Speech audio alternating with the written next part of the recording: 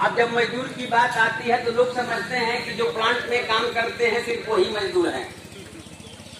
ऐसी बात नहीं है। इस राष्ट्र का निर्माता, इस देश का निर्माता अगर कोई है तो वह मजदूर है।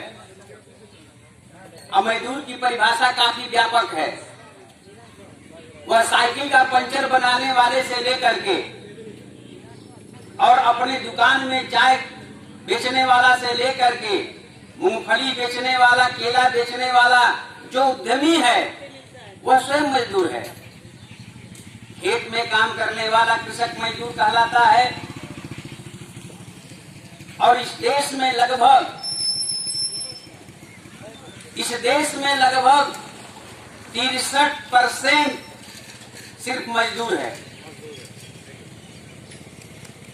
और जिसके हाथ में यह ताकत है कि जब चाहे सरकार बना दे, और उसके हाथ में यह भी ताकत है कि जब चाहे सरकार गिरा दे। तो जिस मजदूर की हाथ में ताकत है वह देश का निर्माता, वह देश का निर्माण करने वाला मजदूर स्वयं अपने आप में बेहाल है। कोविड काल में आपने देखा, अनुभव किया होगा कि जितने राजनीतिक दल और पार्टी के लोग हैं, चाहे जिस दल के हों, जिस पार्टी के हों, प्रश्न ये नहीं है, कोई मजदूरों के हित के बारे में नहीं सोचता है।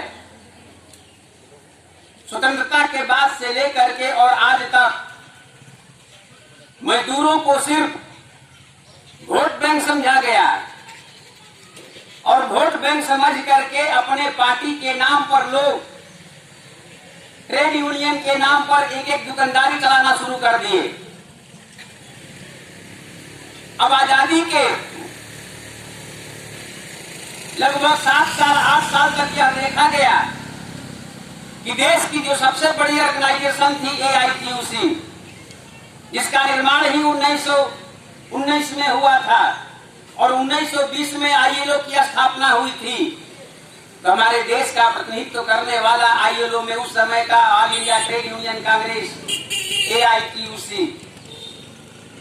जो मजदूरों का प्रतिनिधित्व करता था, उसको किसी वामपंथी ने नहीं बनाया था।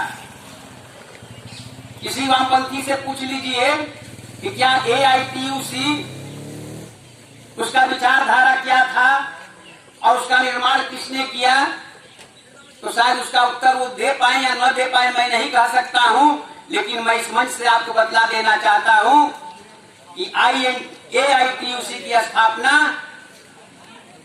शेरे पंजाब लाला लाजपत राय ने किया था। और लाला लाजपत राय जी कोई वामपंथी नेता नहीं थे।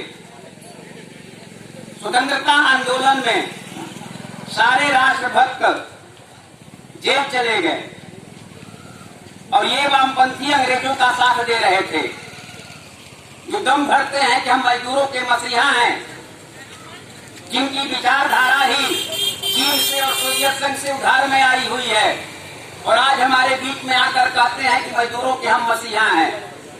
जरा उनको पूछिए, उनके गिरबान में बोलिए कि अपने झाको और बतला दो कि लाला लाजपत राय वामपंथी विचारधारा के थे क्या। AITUC के बाद कई संगठन हुए। 1939 में इंटक बना, INTUC। अब इंटक वाले से पूछ दीजिए कि उसका स्थापना किसने किया, तो शायद वो बता सकते हैं या नहीं बता सकते हैं, मैं नहीं जानता। किंतु मैं आपको बतला देता हूं, इस देश का प्रथम गृह मंत्री लौह पुरुष सरदार वल्लभ भाई पटेल ने 1939 में INTUC की स्थापना की थी।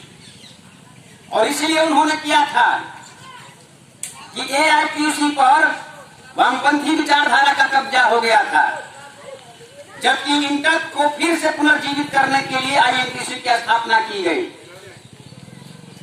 लेकिन कुल मिलाकर के यह देखा गया कि ये सारे ट्रेड यूनियन किसी न किसी राजनीतिक दल या पार्टी के पल्लव थाम करके उनके आंचल की छांव में वे आगे बढ़ते गए, मजदूरों के बीच में गए। तो ट्रेड यूनियन के नाम पर मजदूरों से पैसा कलेक्शन करने का काम, यानी कि ट्रेड यूनियन नहीं, ट्रेड करना शुरू किए। और अपने दल और पार्टी के लिए मैंने पहले ही कहा कि सारे दल और पार्टी के लोगों ने ट्रेड यूनियन के नाम पर सिर्फ मजदूरों को वोट बैंक समझा। इसलिए उन लोगों ने मजदूरों के बीच में जा करके धन संग्रह करके, अर्थ संग्रह करके नोट कमाना और अपने पार्टी के लिए वोट सुनिश्चित करना। और जब वोट सुनिश्चित हो जाता है और चुनाव में जीत जाते हैं तो ये राजनीतिक दल, पार्टी और उनके ठेकेदार यूनियन चलाने वाले लोग संसद में या विधानसभा में या विधान परिषद में जाते हैं तो मजदूरों के हितों की रक्षा करने की बजाय मजदूरों को ही चोट दे देते हैं। तो ये राजनीतिक दल और पार्टी के नेताओं का काम ही है कि ट्रेड यूनियन के नाम पर नोट कमाओ, अपने पार्टी के लिए वोट दिलवाओ और अपनी पार्टी को सत्ता में बैठाने के बाद जब मजदूरों के हक और हकूक की बात आती है तो उनको चोट देने का काम करो। ये 3 काम राजनीतिक दल, पार्टी के, ट्रेड यूनियन के लोग करते हैं, नोट, वोट और चोट। अब इससे अलग हट करके भारतीय मजदूर संघ क्या है, इसके बारे में जरा जान लीजिए। भारतीय मजदूर संघ की स्थापना 23 जुलाई 1955 को राष्ट्रीय ऋषि, महान अर्थशास्त्री, समाज सेवी और दूरदर्शी विचार रखने वाले ऐसे विचारधारा के मनीषी दत्तोपंत ठेंगड़ी जी ने 23 जुलाई 1955 को भोपाल में किया था। और उन्होंने स्पष्ट किया कि ट्रेड यूनियन को गैर राजनीतिक होना चाहिए, यानी कि राजनीति से अलग। क्यों राजनीति से अलग? इसका कारण ये है कि जब राजनीतिक दल और पार्टी के लोगों के ट्रेड यूनियन के माध्यम से सरकार बनेगी और देश का वह ताकतवर मजदूर इनकी सरकार बना देगा तो ये ट्रेड यूनियन के नेता अपनी सरकार के मजदूर विरोधी नीतियों का विरोध नहीं कर सकते हैं। इसीलिए ट्रेड यूनियन को गैर राजनीतिक होना चाहिए। बहुत से लोग ये कहते हैं कि कांग्रेस का यूनियन है INTUC, बहुत से लोग कहते हैं क्योंकि CPM का है C2, CPI का है AITUC, तो BMS जो है भाजपा का होगा।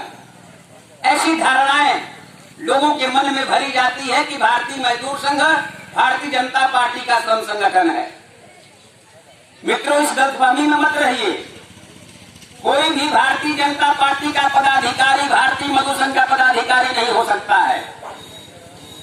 किसी भी राजनीतिक दल और पार्टी का पदाधिकारी BMS का सदस्य नहीं हो सकता है। भारतीय मजदूर संघ मजदूरों के द्वारा मजदूर हितार्थ, उद्योग हितार्थ और राष्ट्र के हित में, जिसका त्रिपद है राष्ट्र हित, उद्योग हित और श्रमिक हित, इस त्रिपद पर भारतीय मजदूर संघ की स्थापना होती है। और उसके विचार में ही लिखा गया, सिद्धांत में ही लिखा गया कि हमें वोट की राजनीति नहीं करनी है। अब आप सोचेंगे कि वोट की राजनीति नहीं करनी है तो भारतीय मजदूर संघ को क्या करना है, यानी कि राजनीति नहीं तो क्या? तो भारतीय मजदूर संघ का स्पष्ट विचारधारा है कि हम राजनीति करेंगे। और राजनीति का अर्थ क्या होता है कि यदि देश के ऊपर किसी भी तरह का संकट आता है, देश के ऊपर किसी भी तरह की विपत्ति आती है, तो पहले हमें देश की रक्षा करने के लिए तमाम देश के नागरिकों को एकजुट करके देश के पक्ष में खड़ा होना चाहिए।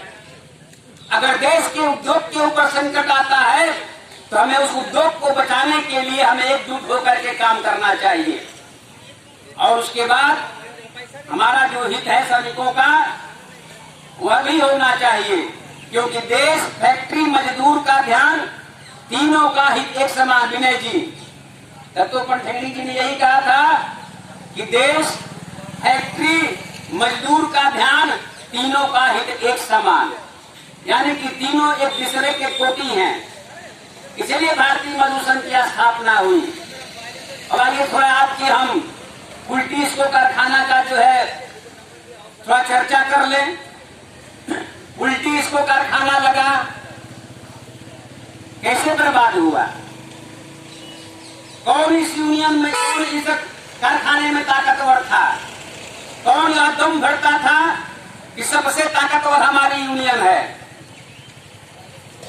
24 वर्षों तक पश्चिम बंगाल में कांग्रेस की हुकूमत रही और 34 वर्षों तक यानी कि 10 साल ज्यादा इसी पश्चिम बंगाल में वामपंथियों की हुकूमत रही। अब बताइए कि आज कांग्रेस और वामपंथी मिलकर के कहते हैं कि हम मजदूरों के मसीहा हैं। ये अलग का बात है कि जिस समय पश्चिम बंगाल के मुख्यमंत्री, पहले मुख्यमंत्री, उन्होंने चितरंजन रेल कारखाना का स्थापना किया, इसके बाद से वरुणपुर सेल लगा, लेकिन इसके बाद तो वामपंथी सरकारों के हुकूमत में वह सारा चीज बर्बाद हो गया। जो उद्योग अपने पैर पर चलते थे, जो मजदूर उसमें काम करते थे, वे सारे उद्योग धंधे बंद हो गए। और वो कहते हैं कि हम मजदूर के मसीहा हैं। किस बात के मसीहा हो भाई? 34 वर्ष सरकार में रहते हुए तुम एक उद्योग नहीं लगा सके, बाकी हजारों प्रदेश के उद्योगों को आपने बंद कर दिया।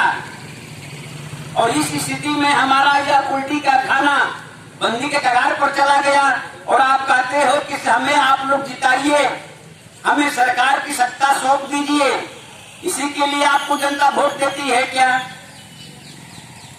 बाद के कालखंड में सिंगूर का आंदोलन हुआ, नंदीग्राम का आंदोलन हुआ। सिंगूर में उद्योग लगने वाला था, मारुति फैक्ट्री लगने वाली थी। उस समय जमीन का अधिग्रहण हुआ, लेकिन वर्तमान सरकार की मुखिया आदरणीय सुश्री ममता बंदोपाध्याय ने ऐसा आंदोलन किया कि उनको तो सत्ता मिल गया, लेकिन जितने मजदूर थे, जितने उद्योगपति थे, जितने कल कारखाने थे, उनका स्तर और नीचे गिरता चला गया। आप जितना भी पंडितों को भत्ता दे दीजिए, आप जितना भी हमारे इमामों को भत्ता दे दीजिए, लेकिन जिस प्रदेश में उद्योग का वातावरण नहीं बनेगा, औद्योगिक विकास नहीं होगा, उस प्रदेश का, उस देश का, उस राज्य का विकास हो ही नहीं सकता है। कोविड काल में आपने देखा कि सड़कों पर मजदूर रो रहा था, उनके करुण क्रंदन, उनके आत्मा की पुकार कि हमें घर पहुंचा दो सरकार। सारी सरकारें, चाहे केंद्र की सरकार हो, चाहे राज्य की सरकारें हो, इस देश में कोई ऐसा प्रदेश नहीं है जहां किसी न किसी दल और पार्टी की सरकार न हो। वह चाहे नवीन पटनायक की उड़ीसा में सरकार हो, चाहे पश्चिम बंगाल में ममता दीदी की तृणमूल कांग्रेस की सरकार हो, चाहे छत्तीसगढ़ में और पंजाब में कांग्रेस की सरकारें हो, या महाराष्ट्र में उद्धव ठाकरे की शिवसेना की सरकार हो, या उत्तर प्रदेश में योगी जी की सरकार हो और मध्य प्रदेश में शिवराज सिंह की चौहान हो, ये सारे राजनीतिक दल पार्टी के लोगों ने मजदूरों के लिए कुछ नहीं किया। इसलिए भारतीय मजदूर संघ ने कहा कि आज करोड़ों युवाओं को रोजगार से हाथ धोना पड़ा है। वह चाहे राज्य की सरकारें हो, चाहे केंद्र की सरकार हो, किसी ने मजदूर के लिए कुछ नहीं किया। और नहीं तो केंद्र सरकार ने एक लेबर कोड ला दिया। देश के पूर्ववर्ती 44 श्रम कानूनों को समेटते हुए 4 श्रम कानून बना दिए, लेकिन उसमें बहुत ऐसी चीजें हैं लेबर कोड में जो मजदूरों के हक की हैं। हम उसका व्यापक स्तर पर स्वागत करते हैं, लेकिन बहुत ऐसे कोड में प्रावधान है जो मजदूर विरोधी हैं। सरकार को बार बार बीएमएस ने लिख करके दिया और कहा कि आप इन मुद्दों पर विचार कीजिए। जैसे जो भी लेबर कोड आया है मित्रों, उस लेबर कोड में जो नीतियां बनी हैं उद्योगपतियों के पक्ष में बनी हैं। जैसे किसी भी लेबर को यदि प्रबंधन कोई उसका वाजिब हक नहीं देता था तो वह मजदूर श्रम न्यायालय से जाकर के या लेबर कोर्ट में जाकर के आरएलसी, डीएलसी, सीएलसी, एलईओ के माध्यम से अपना हक अर्जित करता था। आज वो सारे विषय वस्तु गौण हो गए। पहले ये था कि भाई जहां पर भी 100 से ज्यादा मजदूर काम कर रहे हैं, उस मजदूरों को खिलाफ में किसी भी तरह